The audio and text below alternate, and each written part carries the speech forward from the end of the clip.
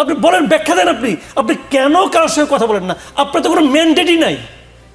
যদি বলেন ম্যান্ডেট না, ছাত্ররা দিয়েছে, ছাত্ররা ম্যান্ডেট দেয় না। আচ্ছা বলেন, ছাত্ররা যখন আন্দোলন করে তখন যদি আপনি বলতেন যে তোমরা যে আন্দোলন করতেছ, এই আন্দোলন যদি সফল হয় তাহলে জেনারেল জাহাঙ্গীর আলমকে আমরা বানাবো স্বরাষ্ট্রমন্ত্রী, নূরজাহান বেগমকে বানাবো আমরা স্বাস্থ্যমন্ত্রী, কি বিধান রঞ্জন রায় পোদ্দার তাকে বানাবো মন্ত্রী। আমেরিকায় থাকে এক ভদ্রলোক, তার নাম কি ফারুকি আজম, তার আমেরিকা থেকে ডাইকে আইনা আমরা উপদেষ্টা বানাবো। যদি বলতেন ওরা আন্দোলন করতে, ভাই তুই কে তুই?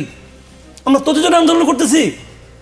এই যে উপদেষ্টা বসে আছে এর 80% লোকের, 80% উপদেষ্টা এই আন্দোলনের সঙ্গে শারীরিক, মানসিক, অর্থনৈতিক কোনো সম্পৃক্ততা নাই। তারা একটা লাইন কথা বন্ধ কোথাও বলে নাই, এরা কেউ বলে নাই। তো আপনি বলেন তারা উপদেষ্টা। একজন আছে লুৎফে সিদ্দিকী, ছিলেন, এর পারিবারিক ইতিহাসগুলো বুঝবেন এটা কে। বানাইছে উপদেষ্টার পদমর্যাদা বানাইছে। কেন বানাইছে? উনার পছন্দ, উনি বানাইছে। তো এরা এই আন্দোলনকে ধারণ করবে? এরা ধারণ করবে না। এদের টাকা প্রয়োজন, দাও দাম বাড়াইয়া, দিলাম দাম বাড়াইয়া, হয়ে গেল। এদের কোনো দায় দায়িত্ব আছে? যদি এই সরকার ব্যর্থ হয় এদের কারো কোনো কিছু হবে?